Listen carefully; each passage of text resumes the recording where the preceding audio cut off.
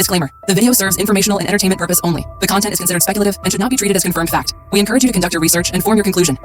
First Ironheart reactions are in. Does it defy the haters? Or is it another skippable series? It's always about you, right? It's always about the audience. It's amazing. It doesn't matter if it's the 2024 election or whether it's a Disney streaming product.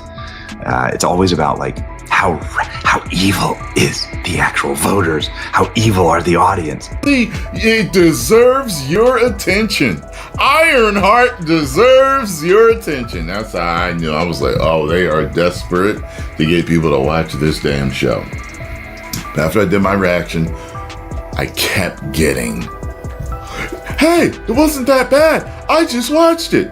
Hey, I just watched the first 3 episodes. It wasn't that bad. They have Dominique Thorne, going out there talking about DEI, LGBTQ rights, and how there's no agenda there, and she continues to do so. But the other thing is that they also had Robert Downey Jr., and they had him roll out and really kind of prop the show up and prop the character of Riri Williams up above Tony Stark. So much money, so much hype, and no one showed up.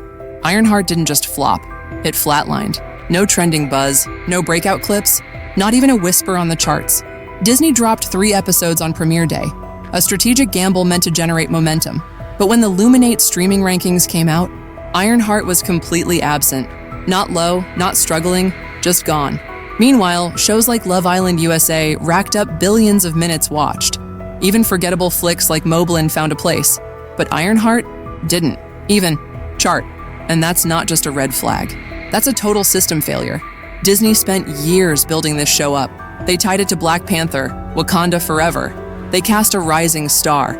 They even had Robert Downey Jr. whispering from the shadows, blessing it like a passing torch. And still, the world said, no thanks. It's not just a failed show, it's a collapsed launch strategy. This was supposed to be the new era of Marvel, young, bold, diverse, tech-driven. Instead, Ironheart debuted like a ghost. No headlines, no fandom war, no meme moment, just silence. And in the streaming world, silence is death. So the question isn't just why it failed, it's how Marvel didn't see this coming. Because when your billion-dollar brand launches a flagship character, and not even the haters show up, you're not building a future. You're just making noise in an empty room. But this wasn't the only crack in the foundation, because what came next made the silence explode. Daredevil was a massive disappointment in the ratings for them, certainly. We do know, when you go and you look at through these charts, the first couple days it was out, because we have 3 days of Ironheart in these numbers, just like we had 3 days of Daredevil in these numbers. And Daredevil in those first 3 days had over 300 million minutes watched. And that was with less possible runtime than something like Ironheart. Yet we know that it hasn't matched that. How do you feel about the impact that she's having on young Black girls? And I'm going to be completely honest, on Black women. This is yet another area that's getting vibrant. It's getting full in the way that it should be. The numbers didn't just whisper failure. They screamed division. On Rotten Tomatoes, the critics showed up in full armor, tossing roses, applauding Ironheart's bold direction. Their verdict? 87%, certified fresh. But then came the real audience. The people who weren't on the press list. The ones who actually streamed the show, popcorn in hand, ready to love it, and they gave it a 56%. That's not just a gap, it's a chasm. Critics called it important, fresh, visionary. Audiences called it soulless, forced, and a chore to finish. And when trailers started hitting YouTube, massive dislike ratios rolled in, fast.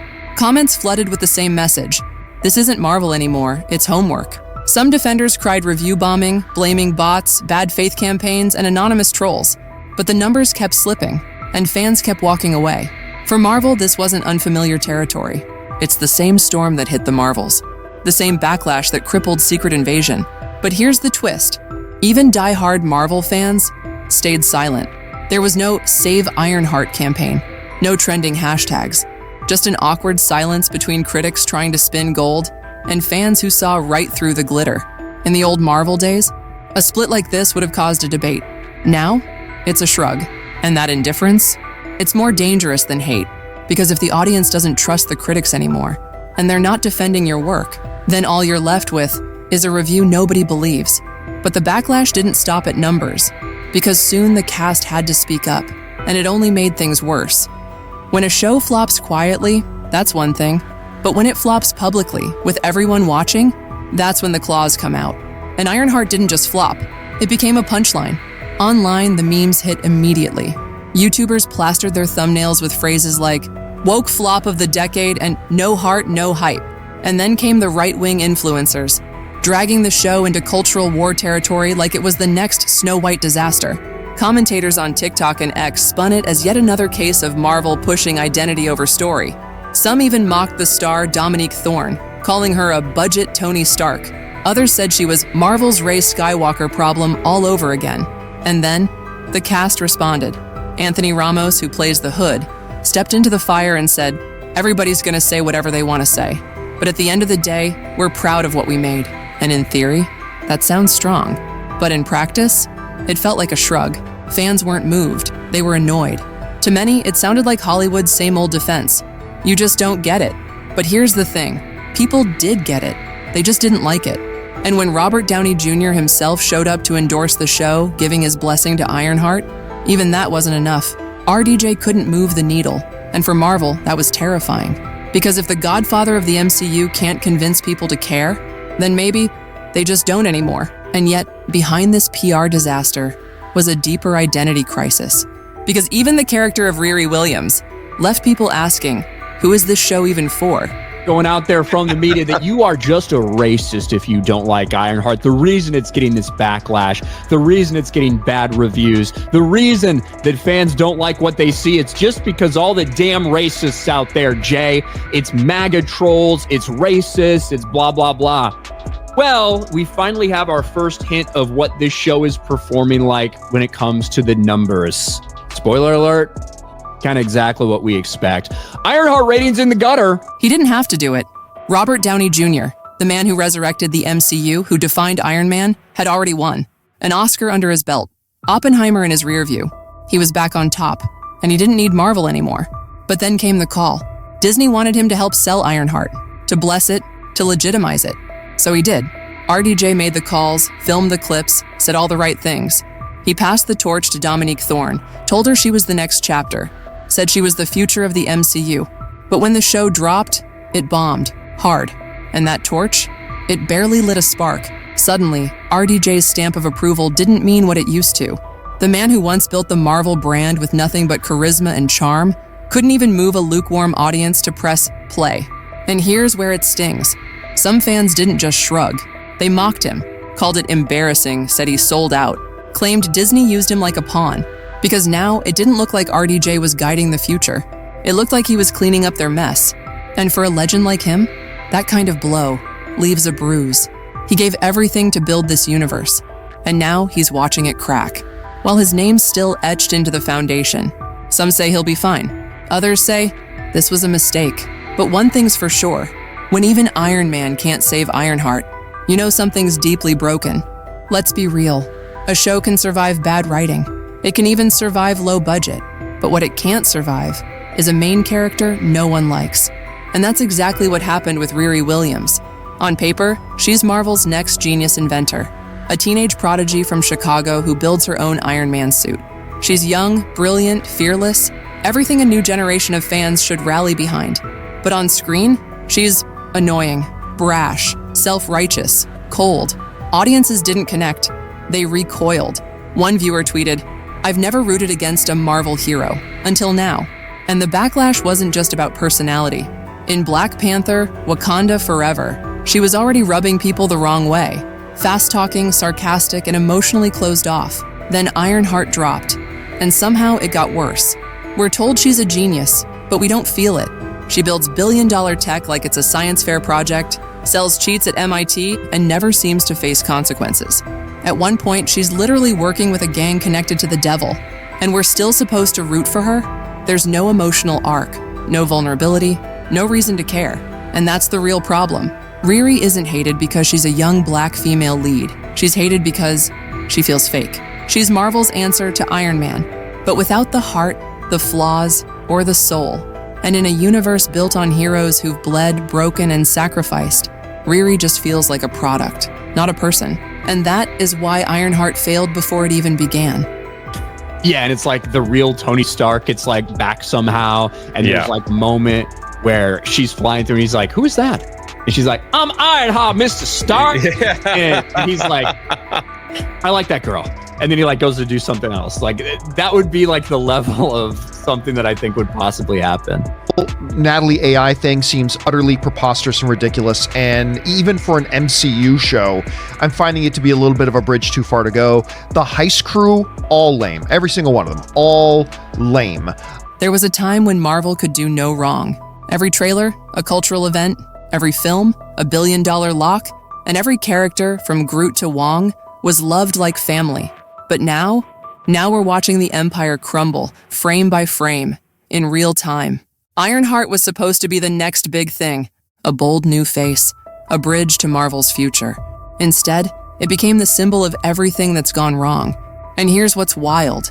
This wasn't just a flop. It was a ghost. Ironheart didn't debut. It vanished. No trending page, no Luminate ratings, no real buzz outside a few angry threads and sarcastic TikToks. It's like Disney dropped a new superhero, and the world just didn't notice. Remember when Marvel premieres shut down cities? Now they can't even spike a Thursday night algorithm. And it's not just Ironheart. Echo, forgotten in a week. The Marvels, tanked. Blade, still stuck in rewrites. Even Kang, their big bad villain, is trapped in legal drama. One by one, the gears that powered the MCU machine are grinding to a halt.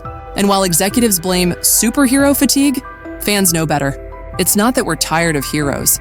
We're tired of bad stories, hollow characters, and projects that feel like chores. Marvel once made us believe in something bigger. Now, it's just content.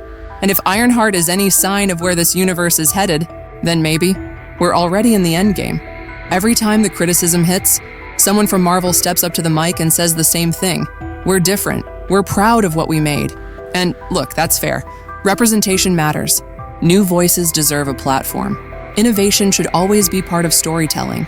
But here's the truth that no one at the top seems willing to say out loud. Being different doesn't mean it's good. Ironheart wanted to be bold, diverse, groundbreaking. And in some ways, it was. But ambition without execution, it just looks like noise. And when Anthony Ramos, and who plays the villain, said, "Hey, at least they're talking about us," it felt like a quiet admission of defeat, because the conversations weren't about how powerful the story was, or how Riri inspired kids, or how the villain flipped genre tropes. They were about how unwatchable it felt, how tone-deaf the writing was, how it looked like it cost a fortune, and felt like it cost $5. Marvel didn't need Ironheart to be just like Iron Man, but it needed her to matter. Instead, she became a cautionary tale, proof that representation without resonance falls flat. They said, "We're different," but fans were looking for depth, not just difference. And the harshest part? Even those who wanted to love this show couldn't fake it anymore. Soft fade-out music. And in an age where everyone's shouting to be seen, sometimes the loudest message is the one that no one listens to. Watch the series and it's just hot garbage. It still has right now on IMDb a 3.7 out of 10. That's like Snow White level bad. It's the worst thing that Disney streaming has ever produced. So these are the reviews on IMDb. You can see here, 52% now giving it a 1 star. This is the part no one wants to say out loud. Not the actors, not the critics, not even the fans who tried to defend it. But the silence is deafening. Ironheart didn't just flop, it disappeared. No Luminate ranking, no Nielsen buzz, no midnight tweets screaming, "You have to see this."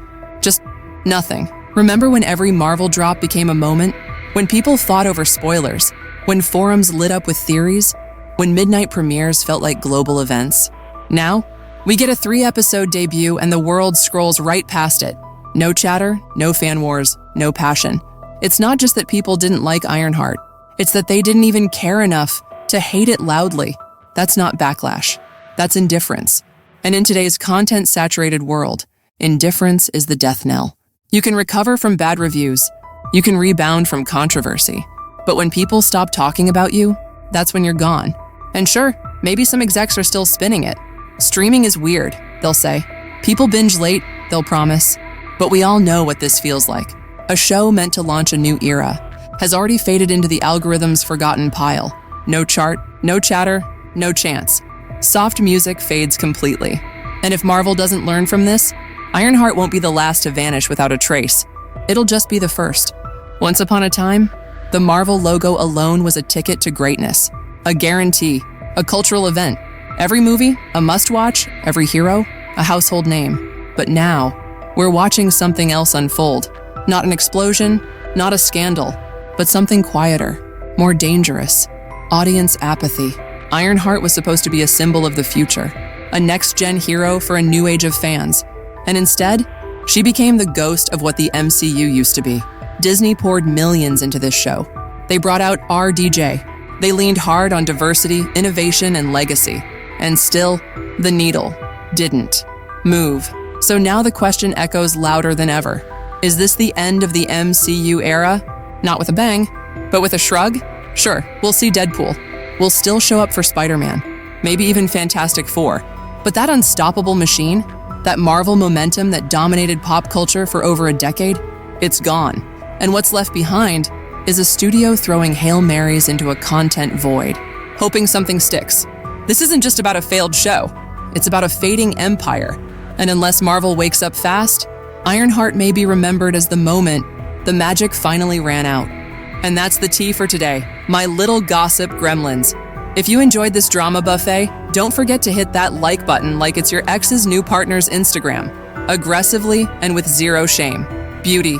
Subscribe to Fame Files so you never miss a single scandal, meltdown, or red carpet disaster. I'm literally serving up hot gossip every single day, even if my Wi-Fi begs me to stop. And listen, be a doll and tap that bell too, okay? Because your girl Macy's got bills to pay, celeb egos to roast, and a grocery cart full of overpriced almond milk that won't buy itself. Shopping cart money.